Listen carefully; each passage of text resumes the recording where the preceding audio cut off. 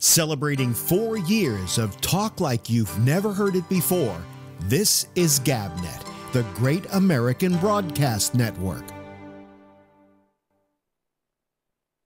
Evolution is defined as any process of formation or growth, development, the evolution of a radio program right before your ears.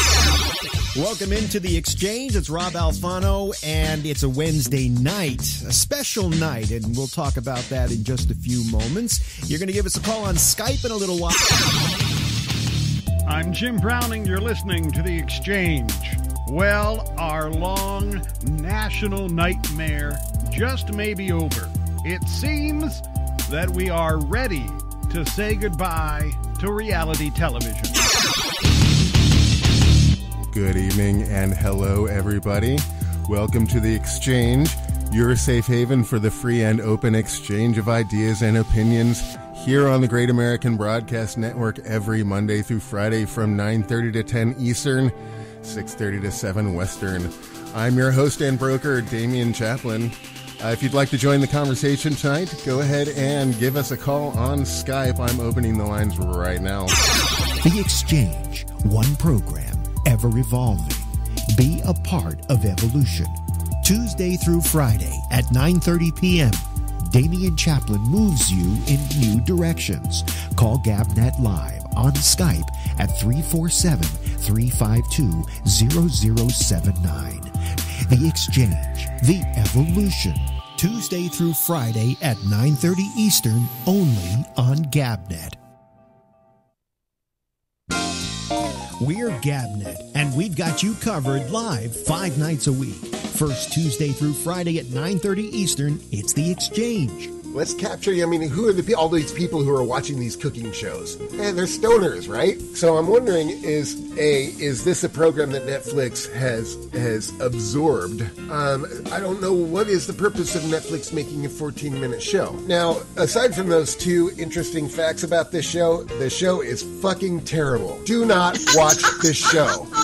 It fucking sucks. Tuesday through Friday at 10 Eastern, join Alex Bennett on the Ramble. Say goodbye to the unions. Renee, what was the decision? And then we'll go to Patrick. It doesn't matter. Just say goodbye to the unions. No. But I'm not asking you that. I'm asking you what was in the decision yesterday. I'm going to look it up. Okay, let me look it up. Yeah, he'll go look it up at GlenBeck.com. Tuesday through Friday at midnight, The Intersection. Most high school boys, what have we got on our mind? Sex and girls and girls and sex and sex and sex. And booze and drugs. Yeah, the Asian guys I knew in high school, I'm sure they thought that way, but perhaps they were more disciplined about it. Although there was this Japanese girl in high school that your old friend, the Black Avenger, had the hots for. Oh, my God. Be still my sake wanting to drink self. If you like sports, we've got that too, with The Arena, Wednesday nights at 8:30 p.m. Eastern. Well, and even if you did that, it doesn't give you the right to grab your Uber driver's private. I mean, and like, what part of that to him sounded like a good idea? Oh, she played a special song. Finally, you can get hot and bothered on Connections at 10 p.m. Eastern Monday, and by delay Tuesday through Friday at 1 a.m. Eastern.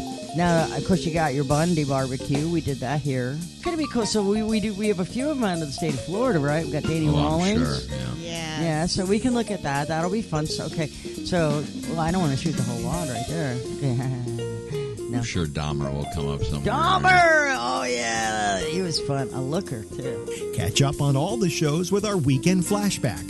All shows have the Citizen Panel, an exclusive concept of GabNet. It's new. It's daring.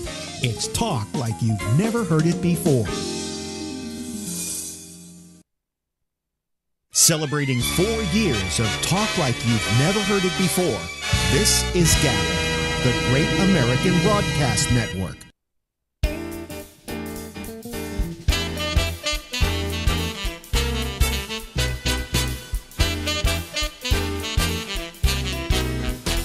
Hey!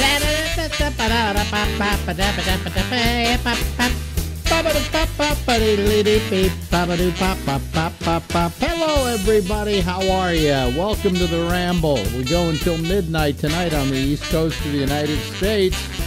That's Eastern Daylight Time. Out there on the West Coast, it's 7 o'clock. You guys are just seeing the sun go down, right? Got a while before the sun goes. It's dark here, so...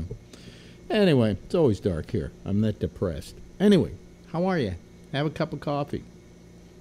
On Friday nights, our special guest is my wife, Marjorie. Unfortunately, or fortunately, she's not here.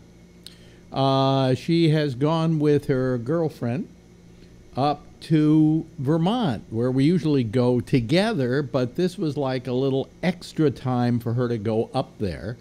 And I wasn't invited. It was a girls' weekend. Okay?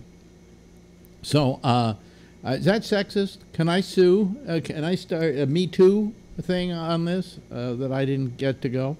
Anyway, I wasn't allowed to go, and so here I am, just all by myself. Nobody to talk to. Can't yell at her. Can't fight with her. People love it when we do, but I have something else I'm going to run here in its place, or at least for a couple of minutes. It'll take about 13 minutes, this thing I'm going to run. I was going to do, I'm going to put it together. I was going to do a montage and play it tonight of girlfriend and all the times at Costco she's made jokes about Depends.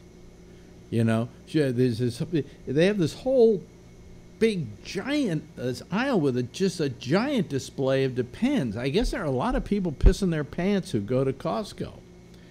And, you know, Depends are adult diapers, right?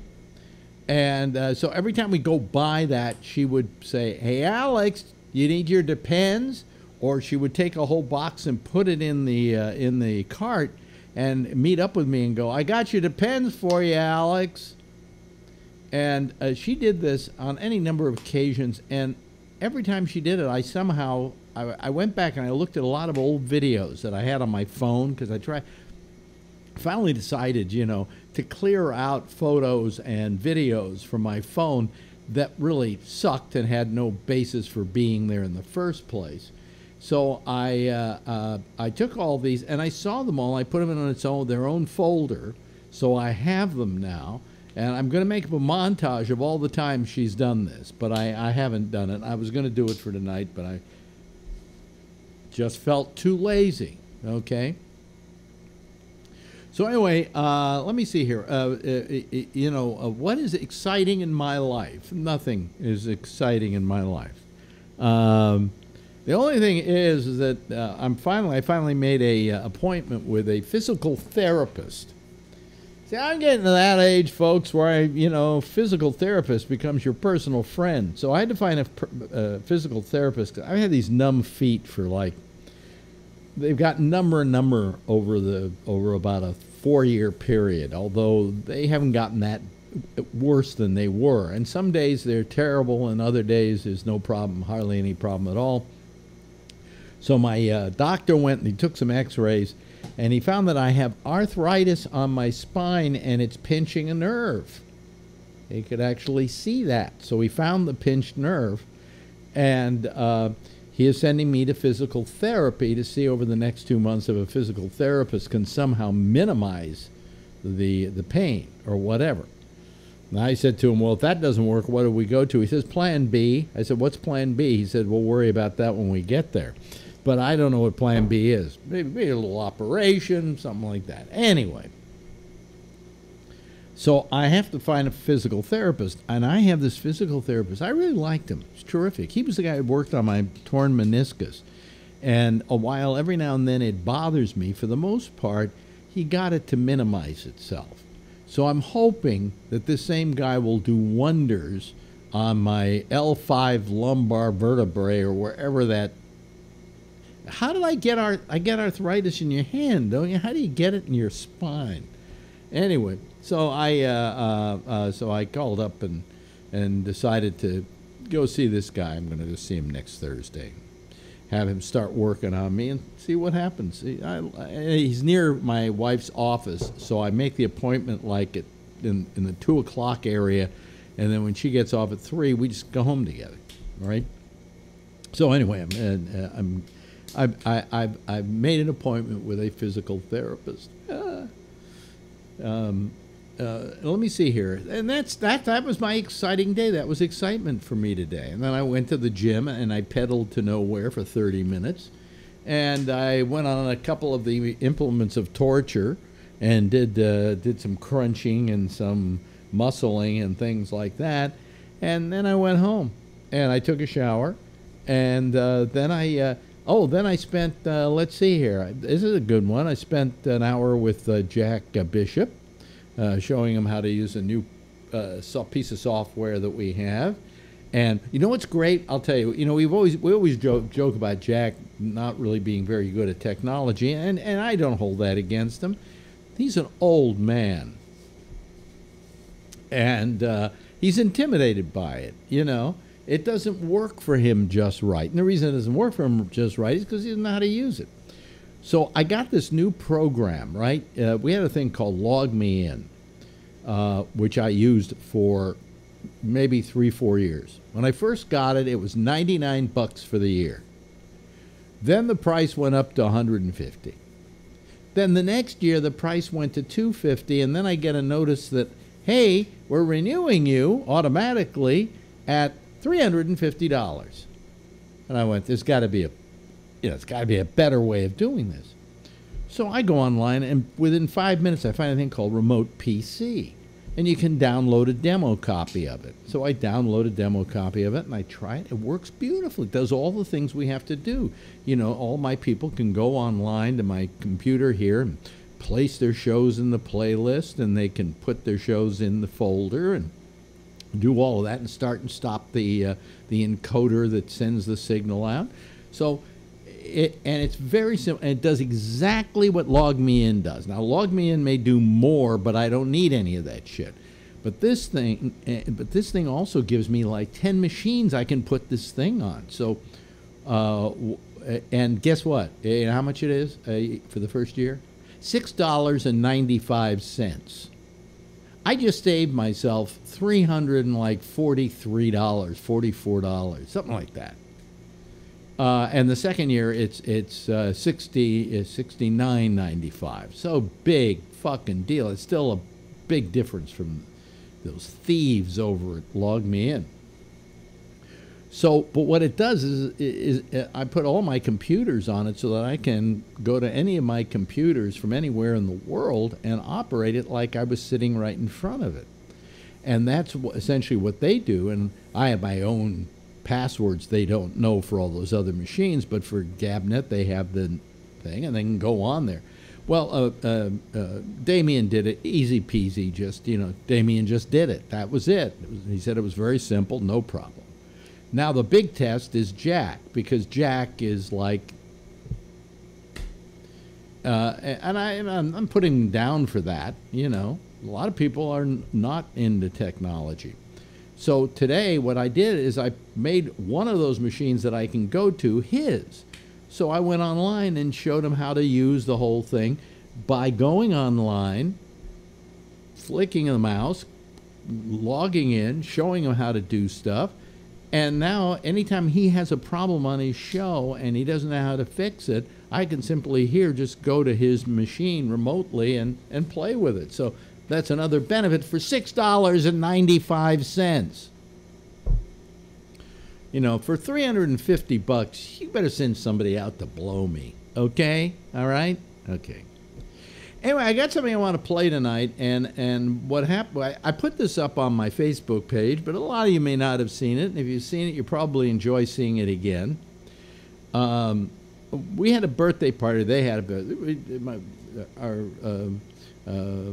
friend Natalia had a birthday for her lover and the person she cares about more than any in the world, Jack Garfine, who I've had on this show and has told a story about being in the concentration camps and so on.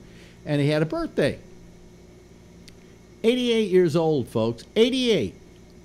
All right? And he decided to start giving a little speech because he loves making speeches and he loves teaching.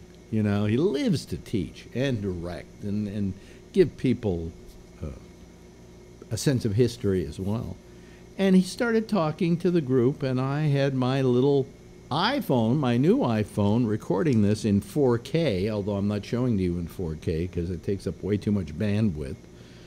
I thought you might want to see what he had to say. So let's take about 13 minutes it takes, and then we'll see on the other side of this. He came from the back country. He never saw a show, even in the old country. And we were together in Bergen-Belsen. We were liberated there. He's a few years older than I was. He used to bring me water, food, all that.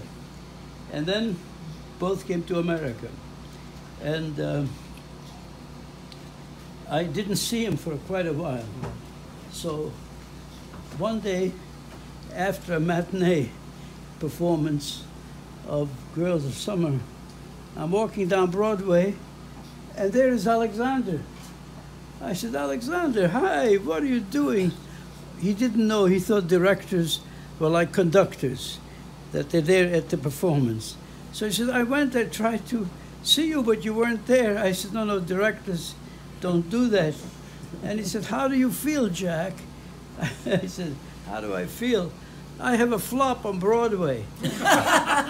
He said, Jack, how wonderful. Remember 1945, someone would say to you, you can have a flop on Broadway, Jack. Right. And so, and then I've told this story, and so my friends have used it a lot. Like, for example, after getting my divorce, separated, I had to sleep on the couch and saw the kids every once in a while. And Howard is one of my best friends. Just called me to say, well, how are you doing, Jack? I said, oh, I sleep on a couch. I don't know where I'm going to go. Jack, 45, you're going to be in Paris sleeping on a couch, Jack. Right. So, in a sense, I have that as a kind of a steady thing. But recently, what happened was interesting, because you've been reading about the children being taken away, and they compared some of that to Auschwitz, you know. Well, it's not so. It's not the same. In a sense, I don't mean that, I want to give you specifics. In a way, what my mother did was astonishing.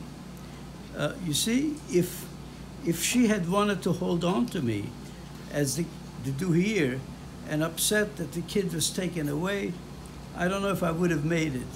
What she did was, if you didn't see the documentary, what she did was, she said, I never wanted to have you. I hated you. Get away from me. I never want to see you again. Pushed me away, so that I stood there, and my thought was, I hope she drops dead. If not, I hope I die. I didn't realize what an amazing thing she did. Sure. Instead of saying, I want to hold on to a kid and I'm being taken away, the kind of trauma that would cause. Whereas she knew that she had to break and make me feel like what I was losing was not that was taken away, but she's the one that hated me. And I went through the entire war in a way of hating her. And people always say, why don't you talk about your mother? I'd never talk. So in this room are two people who have affected my life. So in France, I did a production of Kafka's Address to the Academy. I did the adaptation and I directed it. And the reason I did it is because I found an epilogue. And in the epilogue, what was wonderful is that no one knew there was an epilogue, you know. Even one woman came to me and said, oh, you wrote the epilogue. I said, yes, I wish I had, you know. But it's an ape who became human. And he tells the Academy how he became human. At the end of the lecture, a fan comes into his hotel room and says to him, you know, I'm standing next to you. You don't look like anything of an ape of anything. And the guy opens his shirt and he says, here, smell me here. And the guy says, well, your nose must be better than mine because all I see is something human, you know. And then the guy says to him, you know something? I hate humanity, not individual human beings, but humanity as a whole I hate. And I realized why I wanted to do that production, because I had the same thing. Even in the camp, I was in a death march, and one of the guards took his rifle, put it under my arm, and carried me. And at that point, if you thought the motorbike guys came along, if they thought you were weak or couldn't make it, they would shoot you. And he said to me, now you stand up and walk straight, I'll come back later and I'll carry you. And I did manage it, and he did do it. But in this room are two people, who have affected my life in a deep way. One is Jack Terrell. What was amazing is he did it in the lobby of a theater.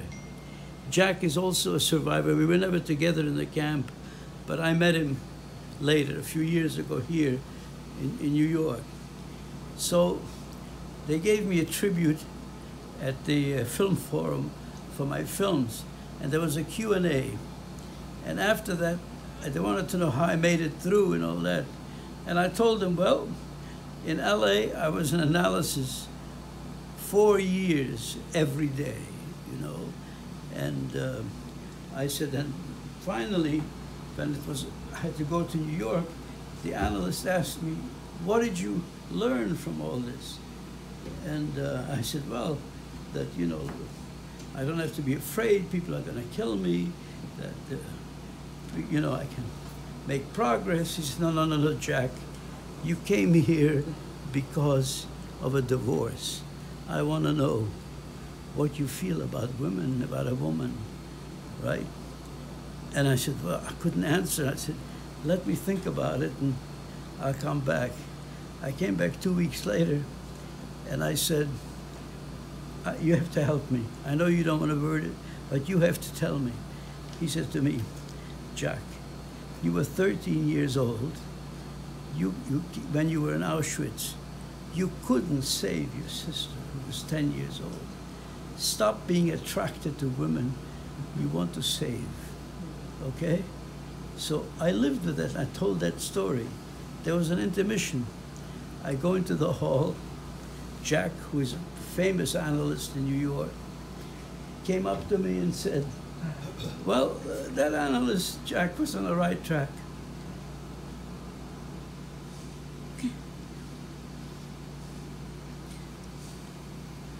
He didn't get it right, Jack.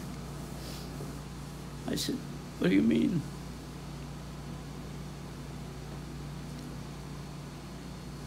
Well, it's not your sister. It's your mother.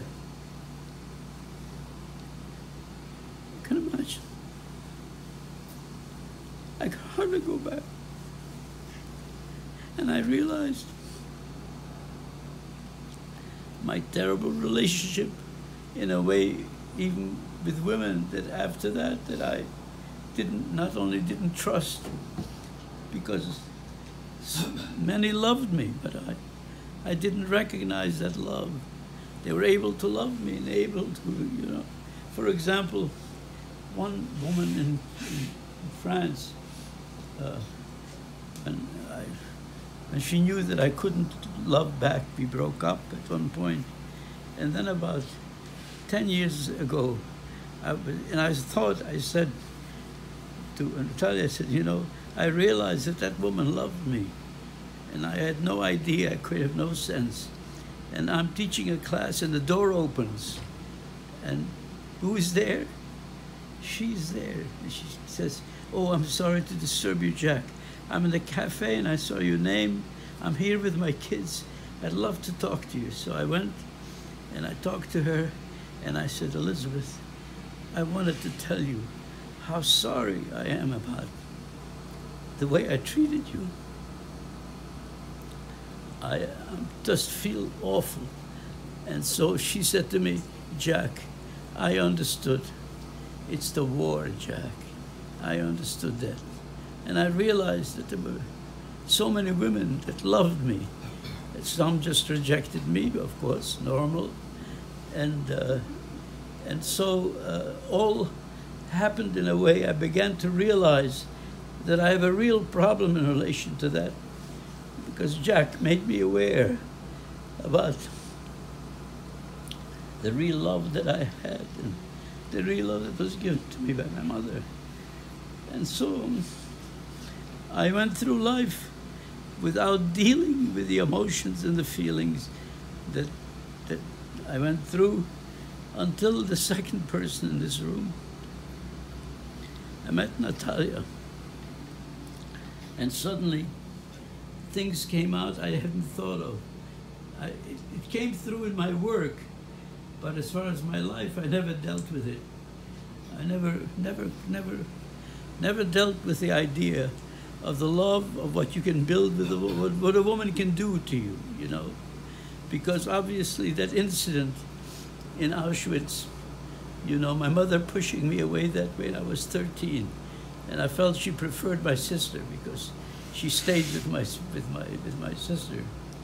And so what happened with Natalia now, it goes on the fact that I experienced things I never knew because I was a kid when all this happened. I only knew I had a feeling. What it was, I didn't understand, okay? For example, they were doing a documentary, and they found the first apartment that I went to in New York, to my uncle's house, you know, and so Yitzhak Perlman's son now owns the apartment. When they told him that I had been there and I wanted to see it again, and he said, oh, absolutely, he knew about me. He was happy that he could do it. I walked into the apartment, something I would have never realized. I walked into the apartment and I suddenly felt, I said, my God, I slept on the couch. And he looked at me and said, what, you slept on the couch? You didn't have a bed or anything? I said, no, after a while, they put me into a rooming house. You know, I no longer stayed there. But I suddenly realized when I was there, in that room, the fact of what happened to me when I came to America. Because when my uncle got in touch with me in Sweden, I thought I would have a family again. It'd be wonderful. And so when I arrived, I couldn't end up in New York because there was a storm, so I couldn't see the Statue of Liberty. So I was told my uncle will be at Penn Station. And then I arrived with the guy from the charity organization. My uncle was there. I think he just maybe didn't even kiss me, just sort of maybe embraced me. And I suddenly realized, oh my God, in Sweden, I was a kid who had gone through the camps, and I was heroic like a soldier who had gone through the war. And here, through my uncle, I suddenly realized, oh, I'm a refugee. I have no money, no family, nobody. I didn't know that. All I knew was the feeling, but this time, all these things became very specific to me, in a sense of what I had to cope with. And what's remarkable about what she's brought me is that almost every day something new comes up in our life where I realize things about my life that I could never articulate, that through her I opened up and I'm able to trust a woman in terms of the deepest part of my life and what that has given me in return, you know, as a human being. So this is a birthday that I said for the first time, I see things through her that I never saw before. And I thank you for coming.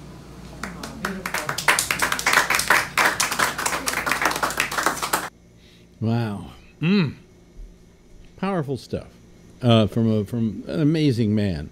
You know, I'm very fortunate that I've gotten to know Jack Garfein over the last year or so. It's only been a year that I've known him, but I've gotten to know a guy who is a great joy in my life, and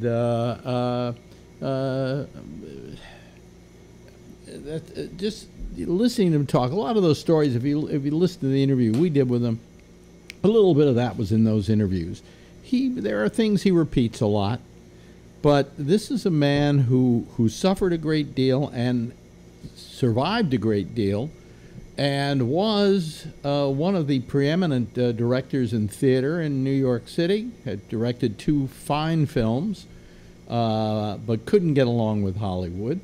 He's a man who has a strong will, and I love him. I just love the guy. And he's going to come back here. I've talked to him, and I keep wanting to make the call, but I'm trying to find the time to do it, because it's difficult for me in a way.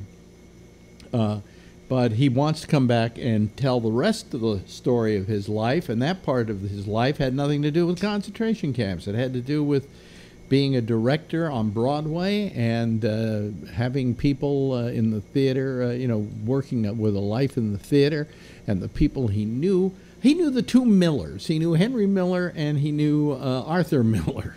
He knew Bertolt Brecht. I mean, his who wrote Waiting for Godot. He knew him. Samuel Beckett. The people he knew, the people who he hung out with. James Dean, he discovered.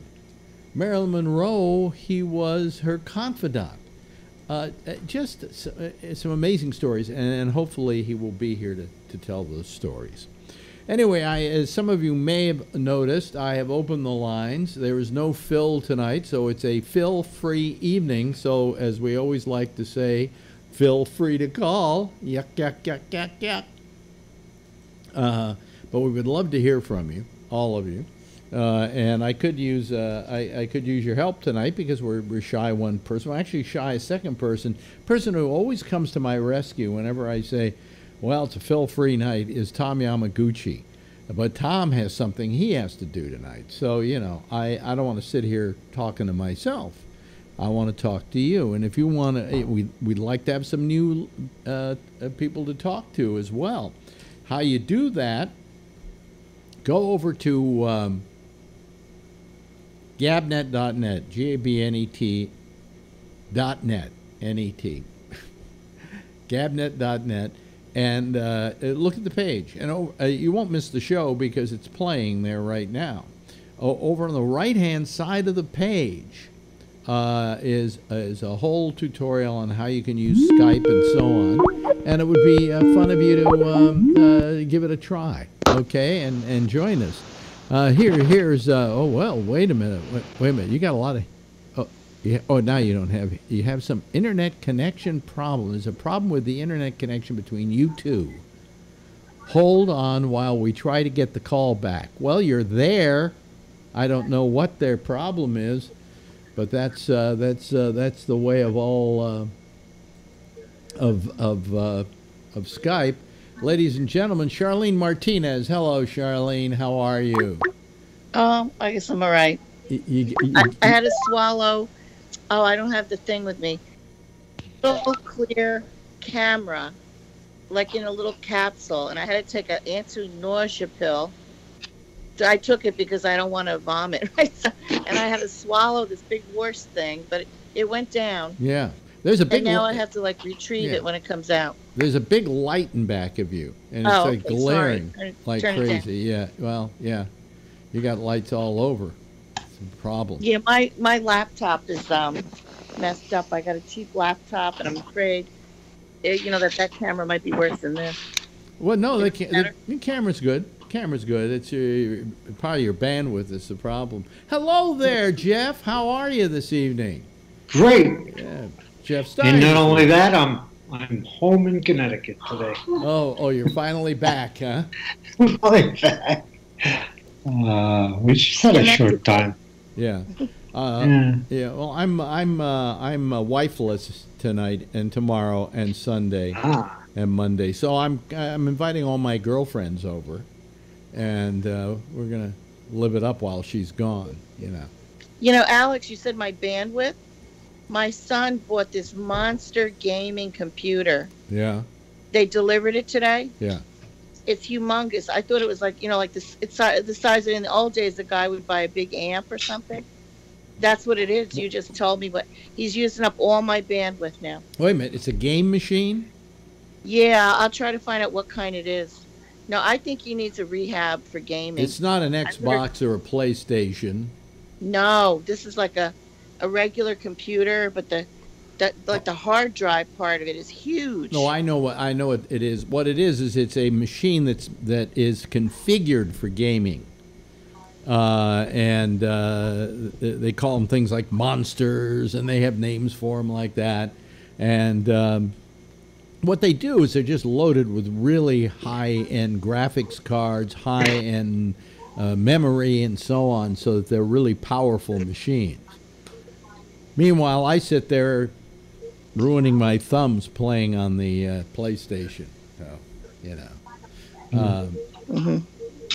But yeah, Alex, oh God, something was very with Phil with his denting, and it's interesting to me because I'm starting to like get all these pills now and all that.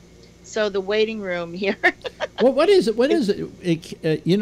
I gotta say that I really thank you people for being there, because when I start griping, I'm a hypochondriac, as you know. When I start griping about my ailments, I feel like such an asshole, because when I sum it all up, the numb feet is about the only thing that's really bothering me. To any Alex, extent. I'm going to the neurologist. I had to reschedule. Yeah. And you're helping me because maybe it's something in the back, but I'm going to go to the neurologist and see what they say. By the way, just a little hint. Jeff, you ever been to a neurologist? Yes. Yeah. They ask you questions, don't they, to try and see how you react to the questions, right? Yeah, absolutely. Yeah, yeah. Your bandwidth's a little weird because you're like stopping and starting a little bit there. Maybe it's this bug. Let me just unset it. Wait, what?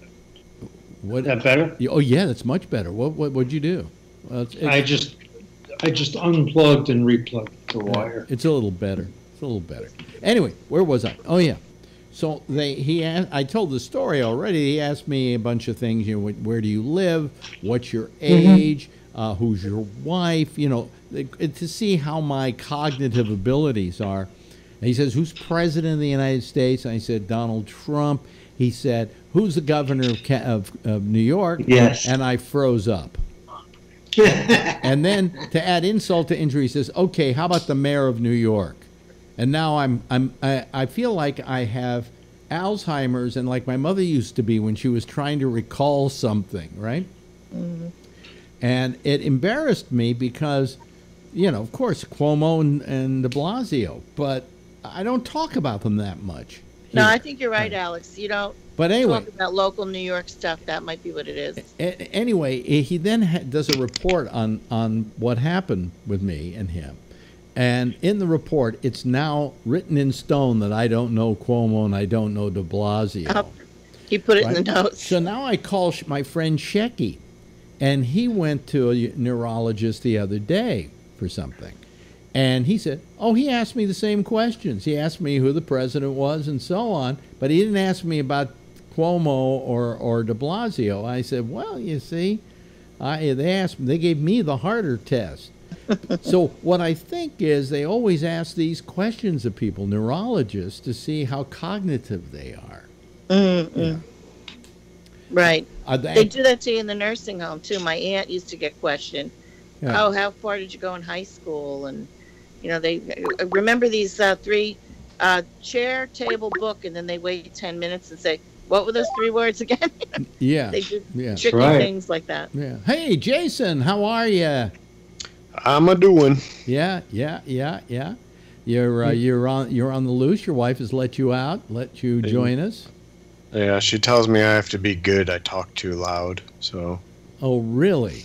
Yeah, my kid's right above me, trying to sleep, and I'm always too loud when I'm on here. Oh, I see.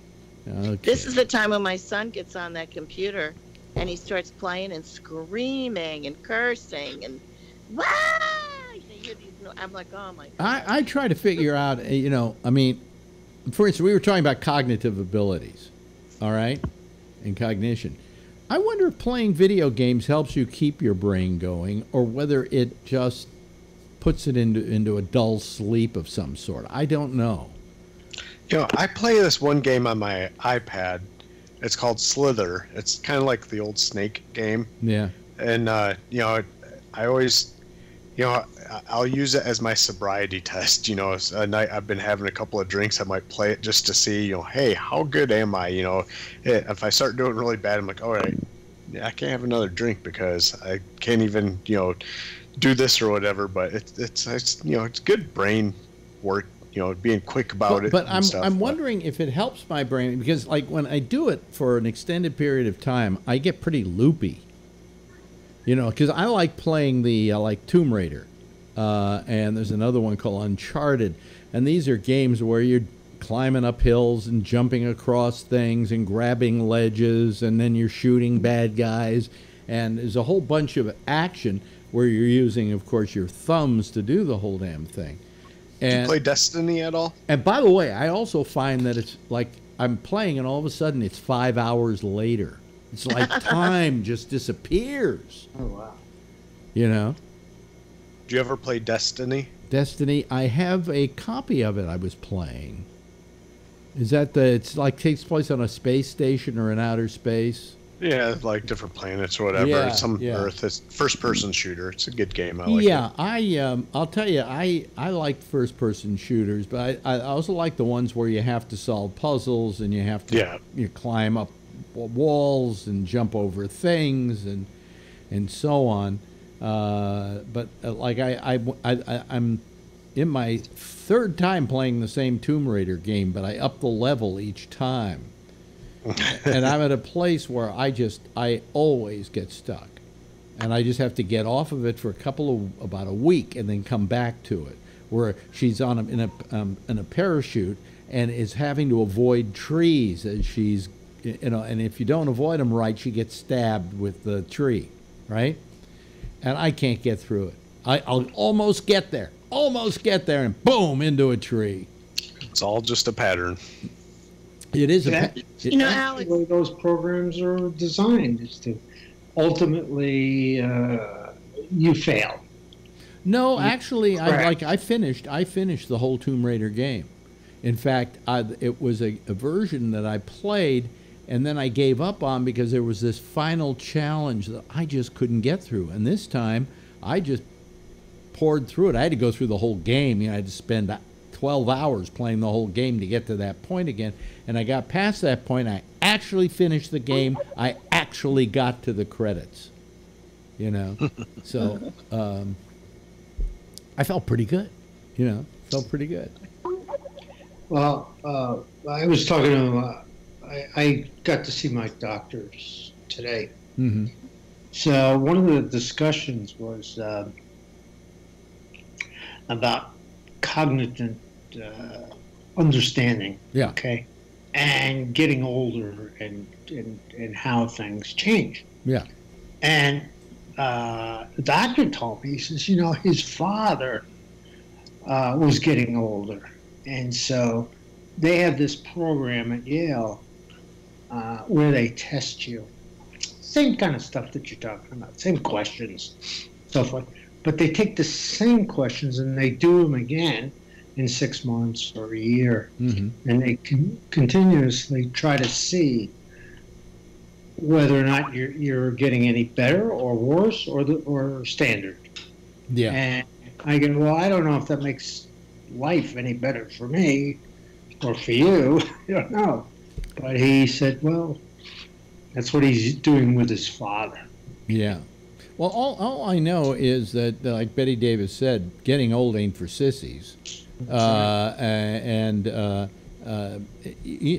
I keep thinking, oh, gee, I'm in terrible shape. My feet are hurting, and then I got the torn meniscus and whatever. And then I listen to you guys, and hell, you've had a fucking stroke, And Alex, Phil was a mess.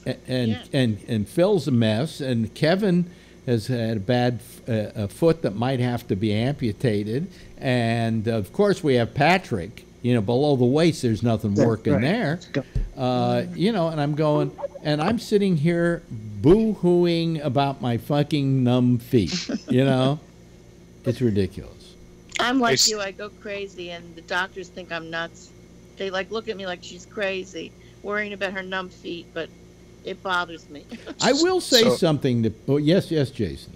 I was gonna say I'm like a week behind or so. I know. Last I heard, Phil was talking about going in for his stent.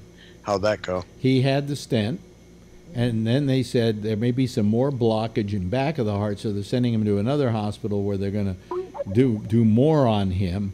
And but they Alex, think it was that 100% blockage. It was he had in that one. Did he have 100% blockage in that one? I think so. 200%.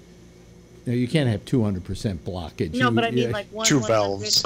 Oh no. And the other one they're going to work on is 100% too. And that was when everybody was telling him, don't have a steak, don't eat anything until they unblock you, right? Yeah, because wasn't that what killed his dad? Was his heart? Or no. His dad had a heart transplant or something, didn't he? I can't remember now. I'll have to ask. And then it was the infections that got him afterwards or something. But the thing is that, I worry about Phil because I want them to get that new stent in him and clear it up, so that he was already looking better, From the prostate stuff. No, he's looking better from the stent. But he just went through that whole prostate thing. Well, they have his prostate removed. This is the year in which it's like I was likening it to a car mechanic who you go into because you need to have some new tires, and before you get out of there, he's put in a whole new engine.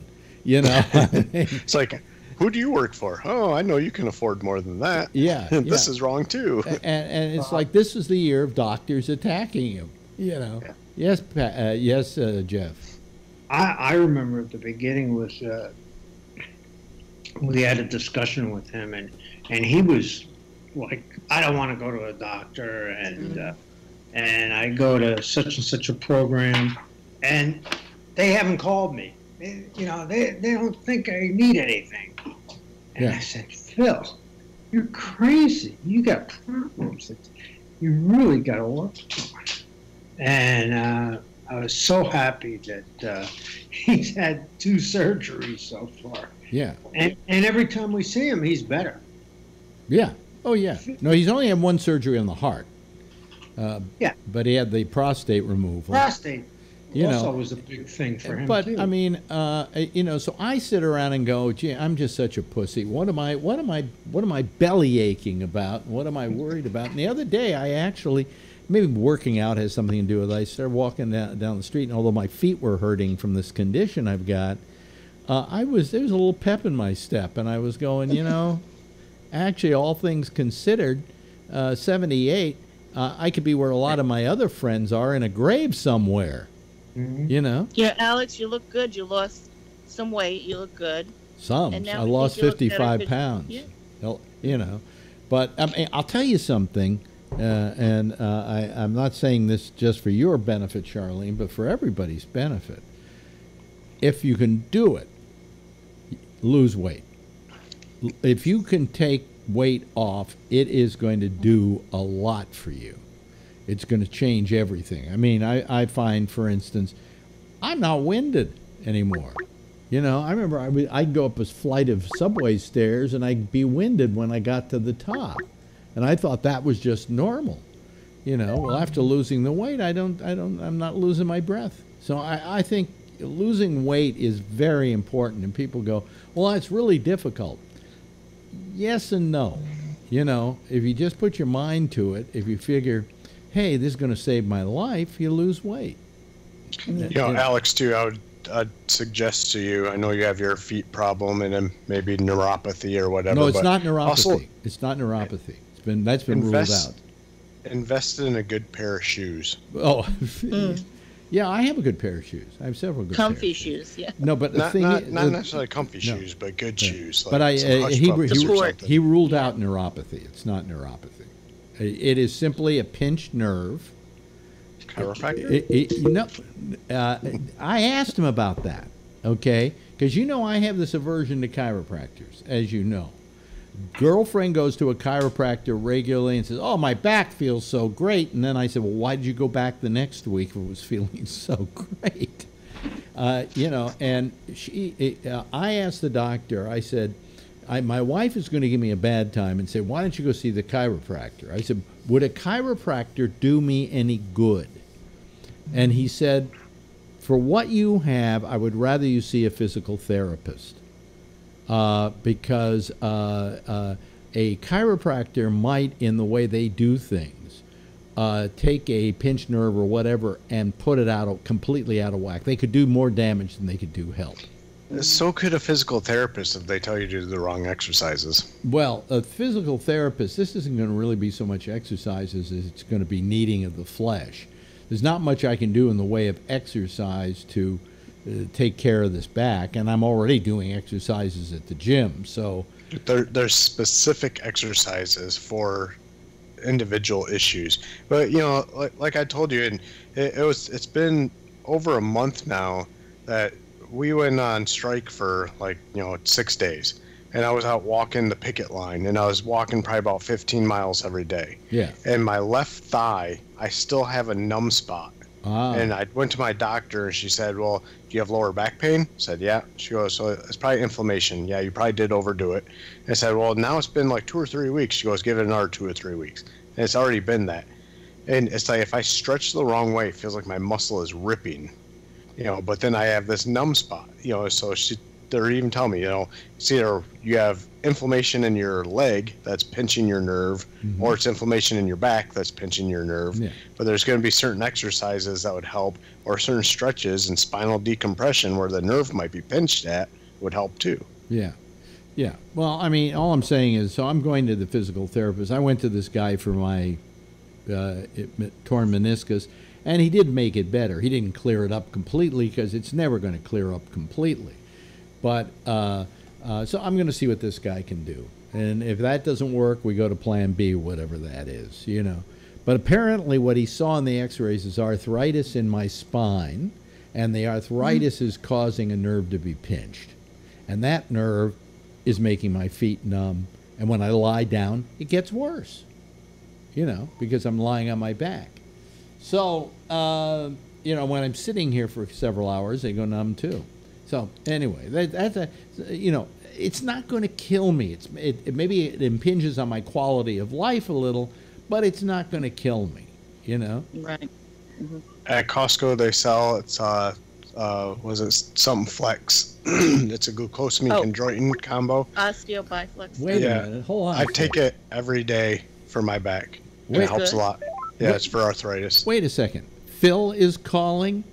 Phil, what happened to your photo meeting? I was advertising this as a Phil-free night. Now everybody's going to call me a fucking liar like Trump.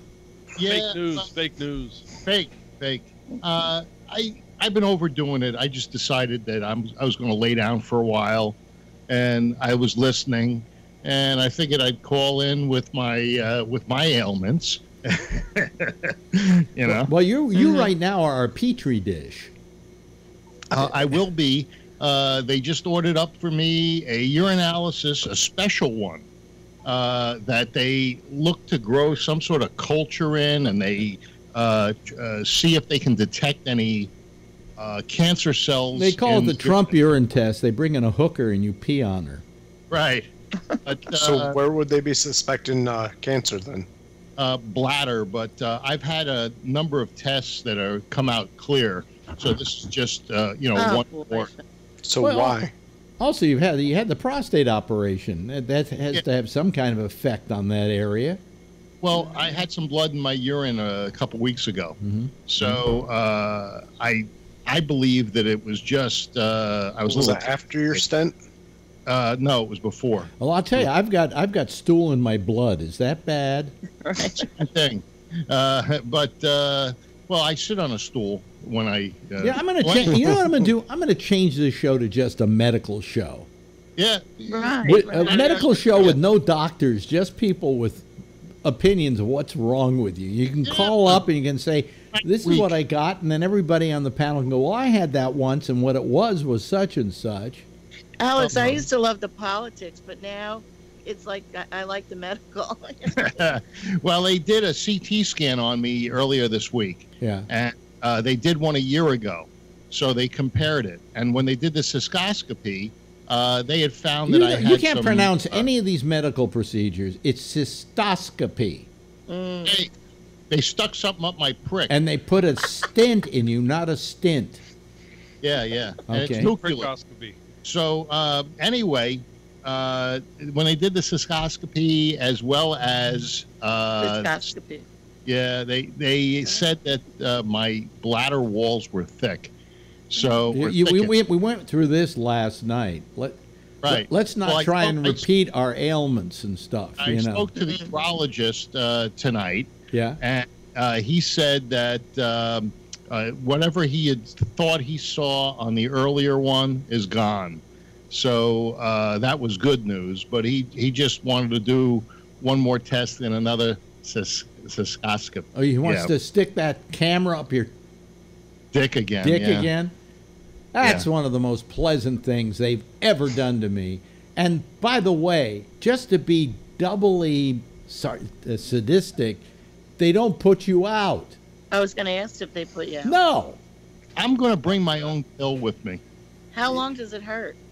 Like, It doesn't hurt. It's just uncomfortable for like 30 seconds. Well, it's uncomfortable, but the worst part of it is you know what the fuck they're doing. And when I went into the doctor's office, when I went into the place where they were going to do it, he had it kind of covered by a towel. But it wasn't completely covering it, and I could see this huge anaconda-like piece of equipment that was going to go up my penis. You know, and then they put an anesthetic in your penis. They don't shoot it up. They flush you up with this anesthetic. Wow. It takes about a couple of minutes. They don't stay in very long. Yes, Jason. Yeah, and they give you that. Oh, you'll feel a little pressure bullshit. Yeah. So this is going to pinch a bit. I went in. I was having a burning sensation every once in a while when I was taking a piss, and I was like, "Dude, I better get checked out, see if I have an STD." So I went to the doctor. You know, they take this Q-tip and they like shove it down my penis, and I'm thinking like, "Oh, this is gonna hurt so bad." When they shoved it in, I was like, "Oh, dude, that wasn't bad. You know, that's good." And when they pulled it out, that's when it fucking hurt so bad. Came out negative. I didn't have never nothing. say that. But, oh my God! Well, I've told the story. I've I've told the story before. How once I came down on a weekend with the clap. Now you always get the clap on the weekend, you know, when there are no doctors to go to. So I ran down to the public health department. I figured they know better than anybody about this clap stuff. Clinic. Yeah, and I go down there and I'm sitting there. This is absolutely true. I am sitting there, and somebody had written something on the back of the seat in front of me, and it read, "Bob was here and will be back." Anyway, I go and see this doctor. Uh-oh. Who did that? The clap. Oh, I see. Oh, gee. It sounded like, I don't know, a river or something. I don't know what that It sounded was like. an audience clapping. Anyway, so I go and see the doctor, and he says, "Oh, you've got." He says, "I don't know if you have the clap. I think you might have NSU, which was non-specific urethritis, which, you know, is not good either." We got to do a little examination here. Pardon me, but would you mind? We have a couple of students in from Japan, and we'd like them to see how we do a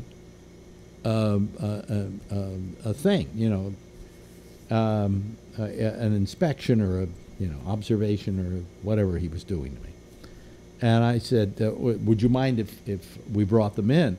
And I thought to myself, and I went, at least I can do something for science, you know? So he said, pull down your pants. And I pulled down my pants, and he says, okay, you can come in now. And 20 guys with cameras come in. Come the cameras.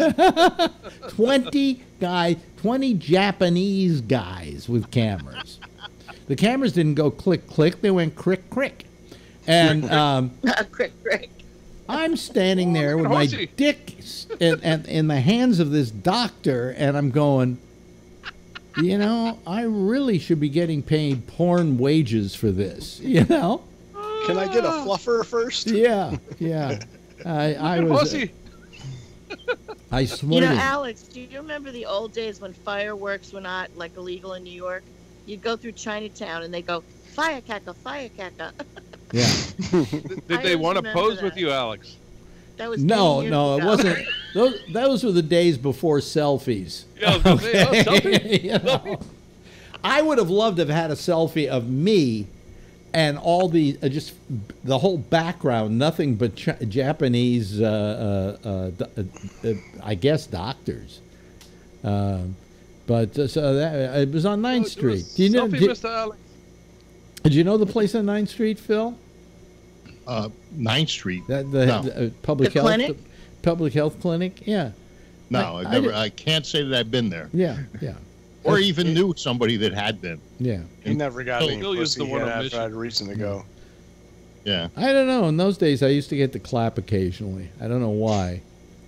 Alex, did that get all messed up with political stuff now that, like, say, you know, like nowadays, like I remember they had like the Red Door was like a woman's clinic for stuff like that years ago in New York. It was, but you know, like, did that all get messed up now because of what's going on with closing all stuff for people? Well, no. I mean, we're not closing down health departments. You know, we're not doing stuff like that. You're probably thinking about like Planned Parenthood in some states. Which in the that's case a health department. Well, in the case of Planned Parenthood, they don't just do abortions. In fact, that's only about what 5% of what they do. A very small percentage of what they do. No, but I remember being in New York and, you know, something like that happened to me, you know, on the woman's side, and I went to like the Nana Health Clinic downtown. You know, it was a Spanish clinic. Yeah. I'm in there and I don't speak any Spanish, and I'm in there at the health clinic and I don't know what's going on. I'll never forget that. That was years ago. Yeah, But yeah. I wonder if that still exists. What's your last name of Martinez and you don't speak any Spanish? Oh, well, that was before I was Martinez. You know. She married a Martinez, I guess, right? Yeah, yeah. But I, you know, I had taken high school Spanish, so that would just get me in trouble. But You know all the dirty words, right?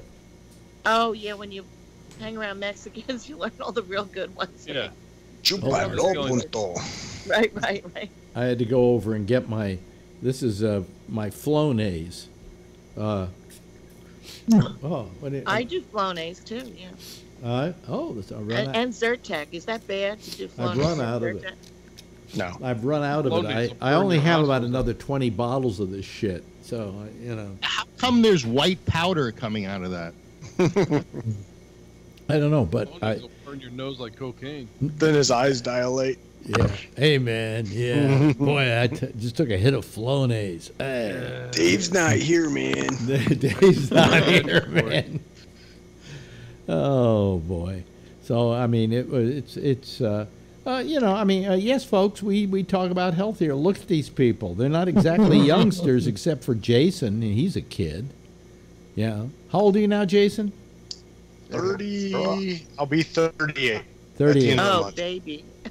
He's the baby of the crowd. He hasn't even come to that point in life where he's going to start having to be concerned about these. He hasn't had what becomes a passage of time for people is your first colonoscopy. Right. Oh, I've had a colonoscopy before. I've had two. Really? Why? Yeah. Why? No, that was Bruce. Yeah. No, I had, it was called a fistula before. Yeah. It was basically A like fistula. a deep, Yeah. it was basically like a deep pimple in my butt.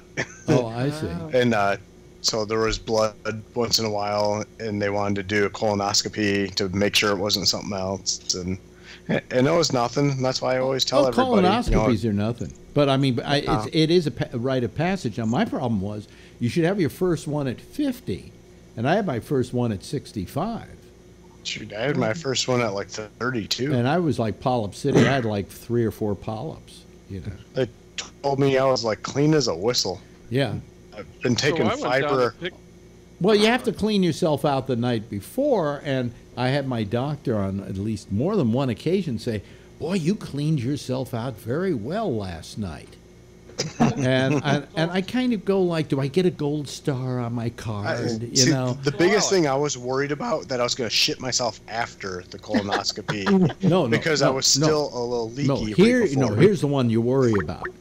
What you have to do is you have to take this stuff at night, and then the next day I had to, because I take this little bottle of stuff rather than that gallon of stuff you have to drink. That's what I want to know. I had to redo it the next day, the next morning before I went down, and I was afraid of shitting my pants in the cab. That's what I was worried about.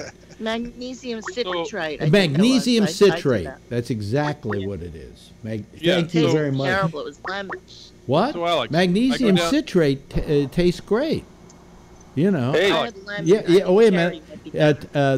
There's Ray, but he's upside down. Alex, I'm upside down. Yeah, you're sideways, even though you're in a Ramble mode. So I guess do it that way. Yeah, do it that way. How weird. I don't know. It's not orienting itself the other way. So what was that stuff? What was the name of that stuff? Magnesium citrate. Because I went down to pick up my shit again. That stuff. Yeah. $117 this time. What? Yeah. I told them to shove it up their ass, literally. I just For took magnesium citrate? I bought a bottle of Metamucil or whatever, and they tell me just keep on taking that with Gatorade. Well, no, I looked at that. And I looked that online, and they said it didn't really do a good job, and I don't want to have to go back again. I had to do Miralax. Yeah, Miralax. I think that's what it was. Miralax is what I took as a chaser. Yeah, well, I didn't want to do that because a lot of people said that they magnesium had to go back for citrate, the second round. you're absolutely right. Thank you very much, Charlene. Get magnesium citrate, 2 bottles. You take one the night before. You take one the next morning when you wake up. You're completely cleaned out, and it was 99 cents a bottle. Yeah, 99 cents a bottle, and it tastes and it doesn't taste bad. If you just what I did is I put it in ginger ale or something. I put it in something, and I just chug-a-lugged it down. I just mix mine with Gatorade because it keeps you hydrated. Yeah. Because towards the end you're just shitting piss basically. What I love is about an hour later, you go, you know something? Nothing's happening yet. And 2 hours later, you can't get off the goddamn can. Yeah. You better because I'd gone down there once and they were going to charge me $50 for it, and my wife left it. They said go get this coupon, so I went and got the coupon. I went down there today, and she says, okay, it was $117. Insurance is paying $3. What? And your part is $47, and I went bullshit. So I left it. Talk to your doctor. Talk to your doctor and say, is it okay if I use magnesium citrate? And he'll probably say that's what yes. I'm doing because I'm not even scheduled yet. So I left it all behind and said I'll figure Tell something else out. Tell him you'll do the magnesium citrate. You hear it works beautifully. It's worked every time for me. As I say, I got that review from my doctor saying, yeah, you're really clean in there. Magnesium I had to do both citrate. because Yeah. I forgot to fast, so I had to do both. I had to do magnesium citrate and the one they give you. Oh, really? I just don't want to go back for a second one. So. Well, you know something? This is getting us a hell of an audience tonight. I can't believe that it's getting us a hell of an audience. Had a prep with colonoscopy. We're just sitting around talking shit, you know? Well, next time I have a colonoscopy, what I should do is probably take this stuff on the air live. and then keep running off to the bathroom. Yeah, we could do like Barry said, do the rocket, pretend like we're rockets. What did he say? You take this stuff and then you have to have a seat belt for your toilet so that you don't. We should all, what we should do is all time our colonoscopies so we have them on the same night. Well, here's what I wanted. And then we could all. Here's what I wanted to do. Colonoscopy goes up the ass, right? Looks at your rectum. Colonoscopy goes up your ass. The cystoscopy goes up your penis, and then there's the thing that goes down your throat. Endoscopy, which goes down your throat. I wanted to have them all scheduled at the same time, and all 3 doctors show up at the same time, and do it all at once and see if they can see each other. Let's see who can take it. How much you charge him? I'd be scared to do any of that. Hey, Phil, are you all right? And then check your eardrums too. He's quiet. Here we go. What were you saying, Phil? I was just reading about the prep. Everything I'm reading says take Miralax and Miralax. What I did. Yeah, and I read those, but some of the people said that they didn't get cleaned out enough, and they got sent back for another one. They had to go back. Yeah, I could. He gave me. Let me take this magnesium citrate, and then in the morning I took the Miralax. He gave me some pills to take along with another dose of the Dulcolax. magnesium Dulcolax, along with the magnesium sulfate, and that did it. You know. Citrate, rather. Don't take magnesium sulfate. But anyway, I mean, it's so folks, a lot of people watching. I can't believe this. Boy, this is a whole new format. Shit your pants. Yeah. Shit your pants with Alex Bennett. I asked them to give me less medicine last time so I could watch the whole thing, and they did. How long does it take? Does it take a long time? No, it's like a half hour. But what happens is they put you out. Oh, good. They give you what Michael Jackson died from. So you don't remember anything then? Oh, good. It's like, you know what it's like? I do. They give you a cigarette afterward too. No. What happens is it's like you hear, you're there, and then you're waking up. And it's like, wait a minute, it's like, wait a minute, hold on a second. It's like somebody edited the tape of your life and stuck it together. So you wake up and you have no recollection of what happened. You have no recollection of going out, and you really don't have any recollection of waking up. It's just like you basically just feel fine. 30 minutes of your life has disappeared. It's been edited out of your life. Though, right? It's just your hiney that's exposed, right? When they did I watched the whole thing. I didn't go to sleep. Well, wait a minute. Did you watch the whole colonoscopy? Or I had a what's the other one? I watched it. Yeah, what's the other one? The lower colon.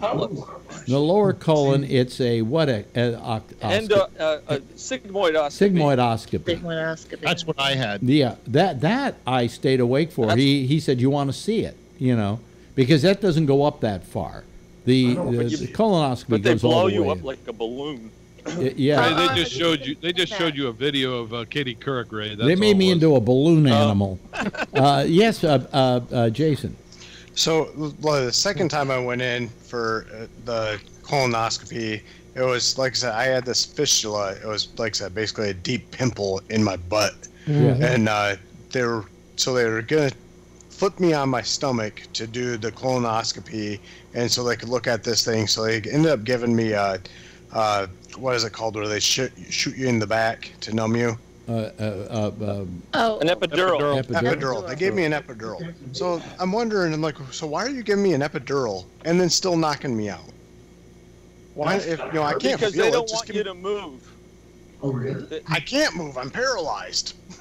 Yeah, but here's what I think. Like for colonoscopy, they don't give you enough usually to prevent you from completely moving like they would for normal surgery. Yeah, you can actually still move around a little bit, and plus you probably would feel it. Yeah. No, because I remember waking up and the first thing I reached down and grabbed my penis and I'm like, I can't feel it. Yeah, I was so freaked out.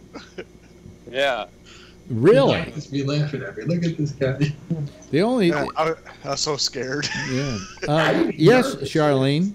Let's get this over. No, I was just gonna say somebody mentioned how they fill you up with the air.